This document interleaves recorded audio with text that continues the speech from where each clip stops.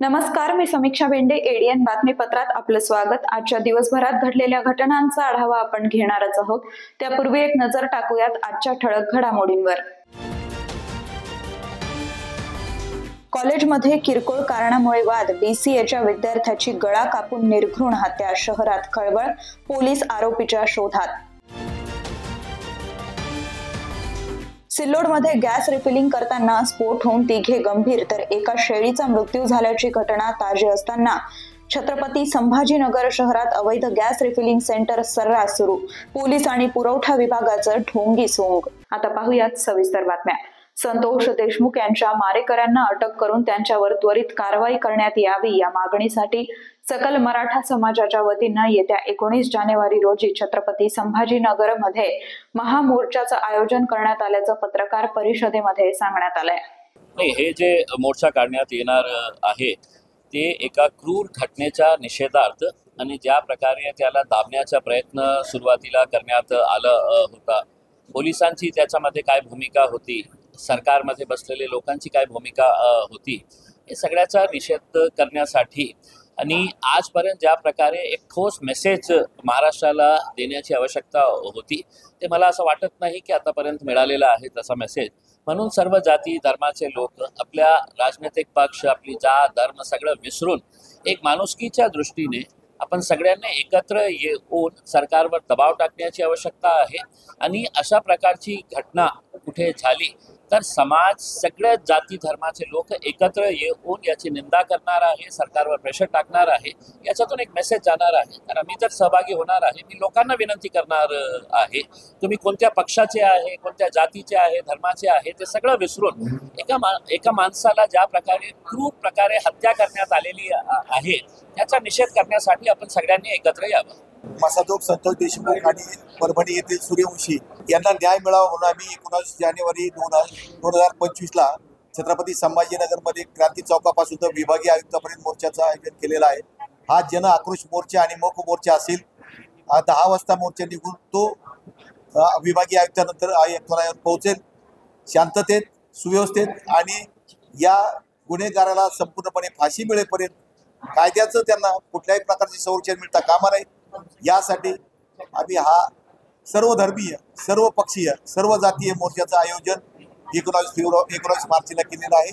तरी जास्तीत जास्त सर्व धर्मीय, सर्व जातीय बांधवांनी याच्यामध्ये सहभागी व्हावं असंच या ठिकाणी या सकल मराठा मोर्चा आणि सर्व धर्मीय मोर्चे यामध्ये सर्व धर्मीय, सर्व जातीय, सर्व पक्षीय लोक यामध्ये सहभागी होणार आहेत. महिला, मुली सर्वजण यामध्ये सामील होणार आहेत. जास्तीत जास्त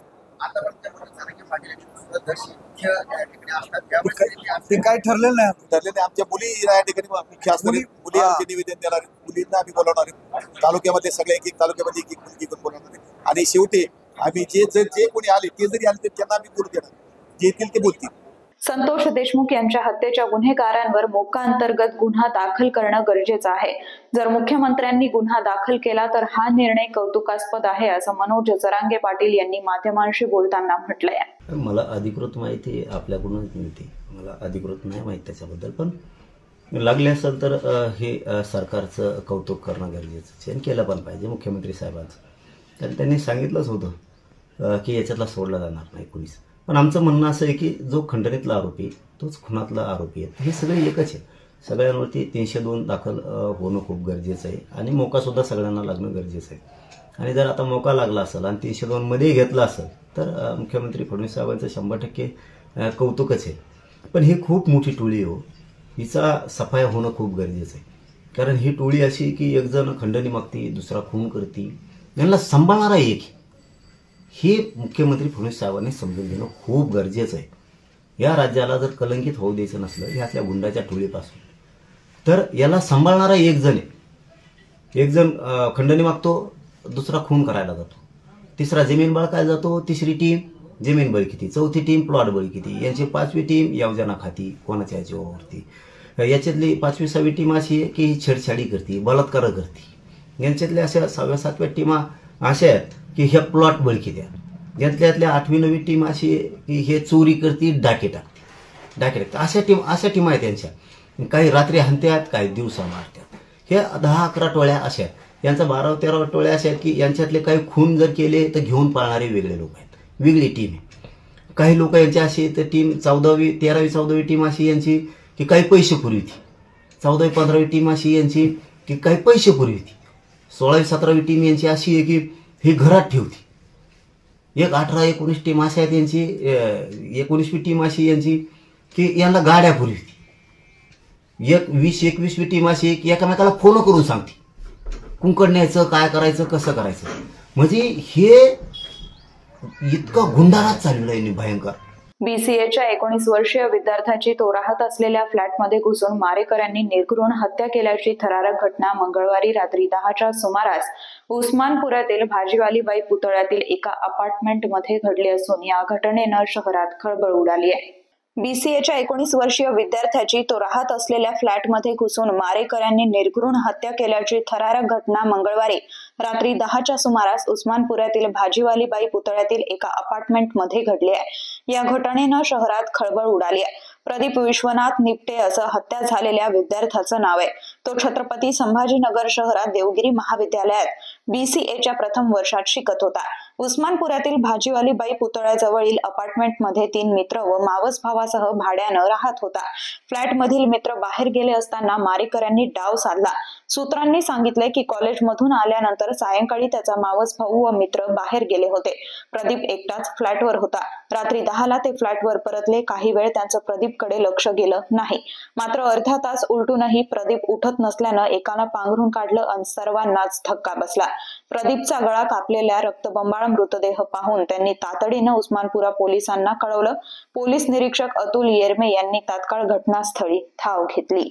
डॉक्टर बाबासाहेब आंबेडकर मराठवाडा विद्यापीठात नुकत्याच झालेल्या केंद्रीय युवा महोत्सवात सहभागी न होणाऱ्या महाविद्यालयांना 10,000 रुपये दंड आकारण्यात येत होता. मात्र आता या दंडासोबतच महाविद्यालयांनी युवक महोत्सवासाठी स्वतःकडे जमा करून घेतलेले प्रति विद्यार्थी 25 रुपये शुल्काचे पैसेही विद्यापीठाला द्यावे लागणार असल्याचा निर्णय घेण्यात आलाय. डॉक्टर बाबासाहेब आंबेडकर मराठवाडा विद्यापीठात नुकत्याच झालेल्या केंद्रीय युवा महोत्सवात सहभागी न होणाऱ्या महाविद्यालयांना 10 रुपये दंड आकारण्यात आलाय. मात्र आता या दंडासोबतच महाविद्यालयांनी युवक महोत्सवासाठी स्वतःकडे जमा करून घेतलेले प्रति विद्यार्थी 25 रुपये शुल्काचे पैसेही विद्यापीठाला द्यावे लागणार असल्याचा निर्णय कुलगुरू डॉक्टर विजय फुलारी यांच्या अध्यक्षतेखाली झालेल्या सल्लागार समितीच्या बैठकीत घेतल्याची माहिती विद्यार्थी विकास मंडळाचे संचालक डॉक्टर कैलास आंबुरे यांनी दिली आहे. केंद्रीय युवा महोत्सव 25 ते 28 डिसेंबर दरम्यान विद्यापीठात आयोजित करण्यात आला होता. या महोत्सवासंदर्भात कुलगुरू डॉक्टर फुलारी यांच्या अध्यक्षतेखालील सल्लागार समितीची बैठक नुकतीच पार पडली. प्रकुलगुरू डॉक्टर वाल्मिक सर्वदे, सदस्य सचिव डॉक्टर कैलास आंबुरे, व्यवस्थापन परिषद सदस्य ॲडव्होकेट दत्ता भांगे यांच्यासह इतर सदस्यांची उपस्थिती होती. यात महाविद्यालयांवर कारवाईचा बडगा उगारणारे अनेक निर्णय घेतले. महोत्सवात विद्यापीठाशी संलग्न 476 पैकी 291 महाविद्यालयांनी ऑनलाईन नोंदणी केली. 185 महाविद्यालयांनी त्याकडे दुर्लक्ष केलं. या 185 महाविद्यालयांना प्रत्येकी 10,000 रुपये दंडासोबतच प्रति विद्यार्थ्यांकडून युवा महोत्सवासाठीचे 25 रुपये शुल्कही विद्यापीठ घेणार आहे. त्याशिवाय ऑनलाईन नोंदणी करून प्रत्यक्षात सादरीकरण न करणाऱ्या 100 महाविद्यालयांवरही हीच कारवाई केली आहे. त्यामुळे 285 महाविद्यालयांना प्रत्येकी 10,000 रुपयांप्रमाणे 28,50,000 रुपये दंडासह संबंधित महाविद्यालयातील एकूण प्रवेशित प्रति विद्यार्थ्यांचे 25 रुपये शुल्क ही दंड म्हणून विद्यापीठास द्यावा लागणार आहे. त्यामुळे या दंडाची रक्कम लाखांऐवजी कोटीमध्ये जाण्याचा अंदाज आहे. युवक महोत्सवात उमरगा येथील शिवाजी महाविद्यालय आणि घनसावंगी येथील मॉडेल कॉलेजच्या विद्यार्थी व कलावंतांनी वाद घातला होता. त्यामुळे या महाविद्यालयांच्या प्राचार्यांना प्रत्येकी 50,000 रुपये दंड आणि संबंधित विद्यार्थ्यांना 3 वर्ष तर संघ प्रमुखांना तहाय्यत युवा महोत्सवात प्रवेश बंदी घातली आहे. विद्यार्थ्यांच्या वयासंदर्भात खोटी माहिती देणाऱ्या महाविद्यालयांना प्रति विद्यार्थी 10,000 रुपये दंड आकारलाय. त्यामध्ये राजर्षी शाहू महाराज विद्यालय वाळूजचे 2 विद्यार्थी, मॉडेल कॉलेज घनसावंगी 2, मत्स्योदरी महाविद्यालय Ankushnagar 1, institute of management science Badnapur 3, K.T.. Patil अध्यापक व व्यवस्थापन शास्त्र महाविद्यालय धाराशिव येथील 3 विद्यार्थ्यांचा समावेश आहे. डॉक्टर बाबासाहेब आंबेडकर मराठवाडा विद्यापीठात नुकत्याच झालेल्या केंद्रीय युवा महोत्सवात सहभागी न होणाऱ्या महाविद्यालयांना 10,000 रुपये दंड आकारण्यात येत होता. अजूनही काही बातम्यांचा आढावा आपल्याला घ्यायचा आहे, मात्र वेळ झाली आहे छोट्याशा ब्रेकची. कुठेही जाऊ नका, पाहत रहा ADN.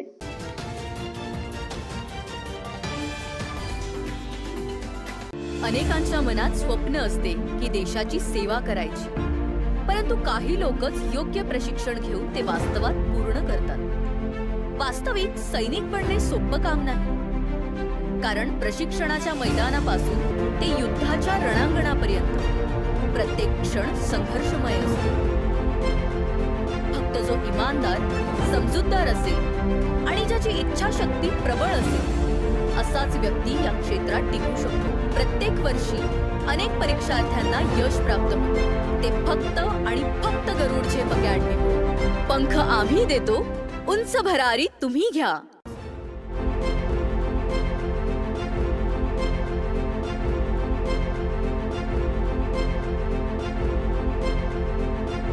बॉस बिगेस्ट ओला सीजन सेल. खरीदिए ओला एस पूरी रेंज पर. मूव OS फीचर्स, 8 साल की battery warranty, hyper charging credit और चुनिंदा कार्ड पर 25,000 तक की छूट पाएं. टॉल सर्विस के साथ 1 दिन की सर्विस गारंटी या एक अतिरिक्त S1 पाएं. जल्दी करें, सीमित अवधि का ऑफर.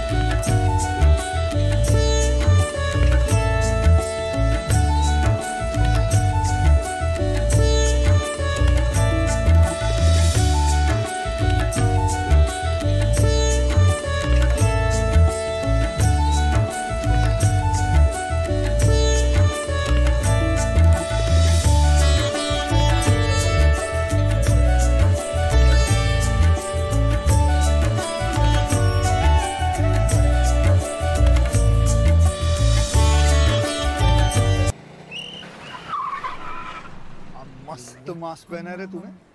Thank you sir. वो जान बचाने के लिए पहनना पड़ता है ना सर. रेडीमेड है या टेलर मेड है? ऑनलाइन ऑर्डर किया है सर. एक और है ना सर. देना. बहुत मस्त लगे आपको. ये ना सर.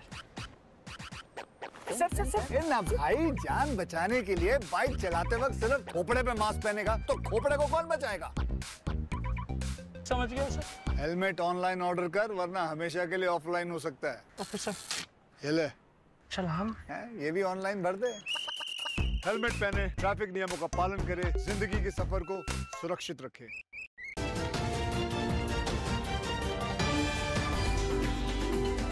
ब्रेक नंतर आपलं स्वागत. अपघात, चोरी, दंड किंवा अन्य कारणांमुळे पोलीस ठाणे आयुक्तालयासह RTO कार्यालयात जप्त केलेली लाखो रुपयांची वाहनं खराब होऊन निकामी झाली आहेत. अनेक वाहनांचे भागही गायब झाले असून किचकट कायदेशीर प्रक्रियेमुळे त्याचे करायचं काय असा प्रश्न ठाणेदारांसमोर उभा राहिलाय. अपघात, चोरी, दंड किंवा अन्य कारणांमुळे पोलीस ठाणे आयुक्तालयासह RTO कार्यालयात जप्त केलेली लाखो रुपयांची वाहनं खराब होऊन निकामी झाली आहेत.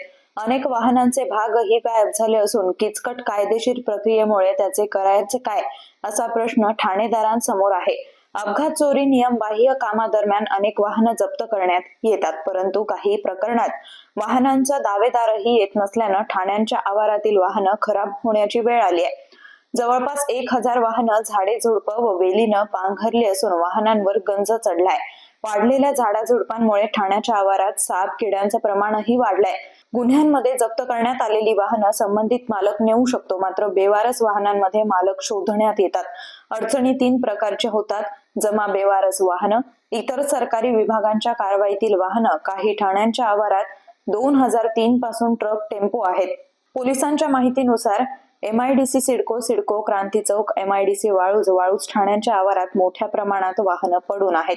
2020 मध्ये तत्कालीन पोलीस उपायुक्त निकेश खाटमोडे यांनी परिमंडळ 1च्या 8 ठाण्यांमधून 450 तर राहुल खाडे यांनी MIDC सिडको पोलीस ठाण्याच्या आवारातील 76 बेवारस वाहनांचा लिलाव केला होता. काही न्यायालयाच्या परवानगीनं नष्ट करण्यात आली होती. मुंबई पोलीस कायदा 87 अंतर्गत पोलिसांना दावेदार नसलेले वर्षानुवर्षे पडलेली वाहनं विकण्याचा अधिकार आहे.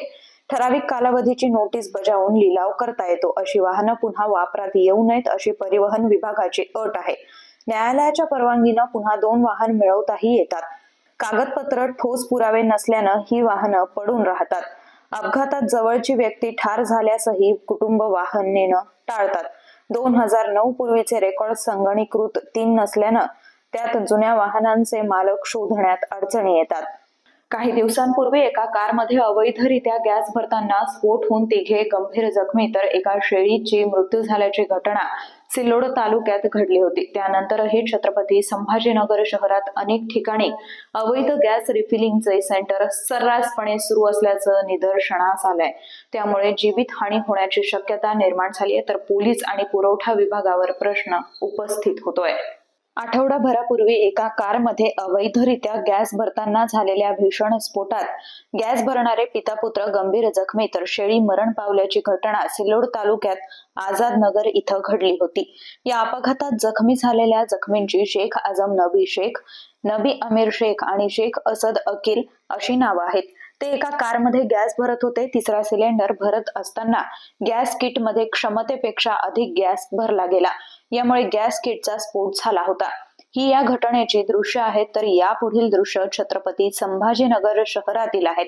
सुमारे आठवडाभरापूर्वीच जिल्ह्यात अवैध गॅस रिफिलिंग करताना स्फोट होऊन दुर्घटना घडली असली तरी छत्रपती संभाजीनगर शहरात शहर पोलीस विभाग आणि जिल्हा पुरवठा कार्यालयाच्या मूक परवानगीनं अनेक ठिकाणी अवैध गॅस रिफिलिंगचे धंदे सर्रासपणे सुरू असल्याचं निदर्शनास आलंय. त्यापैकी एक वेदांत नगर पोलीस ठाण्याच्या हद्दीत रेल्वे स्थानक उड्डाणपुलानजीक शासकीय मुद्रणालयाच्या जुन्या गोडाऊन समोर प्रशासनाच्या नाकावर टिच्चून सुरू आहे.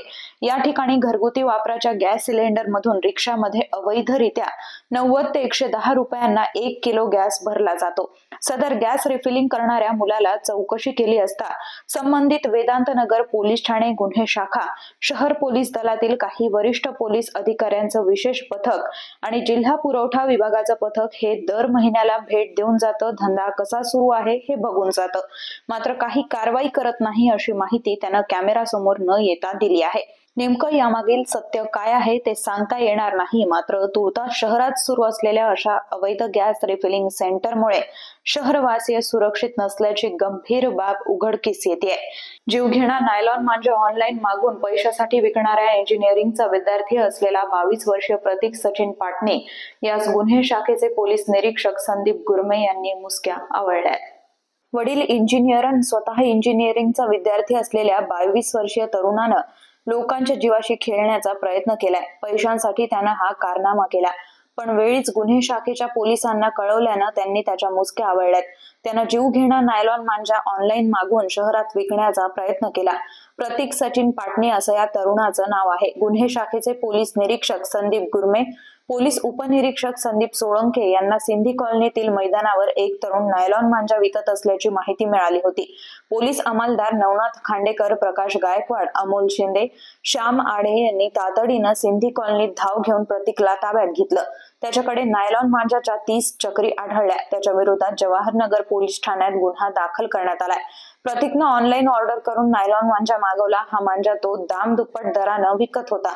नायलॉन मांजामुळे गेल्या 1.5 महिन्यात 35 जणांना दुखापत झाली. लोकांनी 50 गुन्हे दाखल केलेत, मात्र केवळ 10 जणांनाच अटक केली आहे. शहरातील आझाद चौक ते टाउन हॉल या रस्त्यावर दुखापतीच्या सर्वाधिक घटना घडल्या आहेत.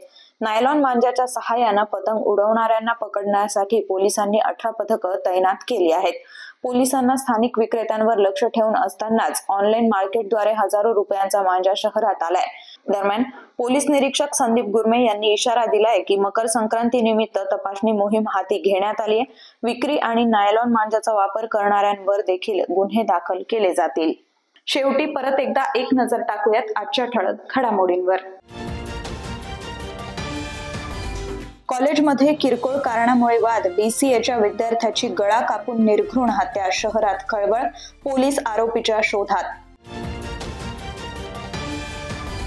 सिल्लोडमध्ये गॅस रिफिलिंग करताना स्फोट होऊन तिघे गंभीर तर एका शेळीचा मृत्यू झाल्याची घटना ताजी असताना छत्रपती संभाजीनगर शहरात अवैध गॅस रिफिलिंग सेंटर सर्रास सुरू, पोलीस आणि पुरवठा विभागाचं ढोंगी सोंग. याचबरोबर हे बातमीपत्र इथेच संपलं. पुन्हा भेटूयात पुढील बातमीपत्रात. तोपर्यंत पाहत रहा आपल्या हक्काचं बातमीपत्र ADN.